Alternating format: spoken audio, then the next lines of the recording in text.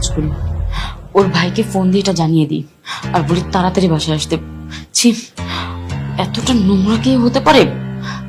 তারা হ্যালো, তুমি কোথায় আছো? তাড়াতাড়ি বাসায় আসো। কি হয়েছে? তোমার ভাই বাথরুমে বসে দূষণ করছে। হ্যাঁ, তুমি আমার কথা বিশ্বাস করছো না?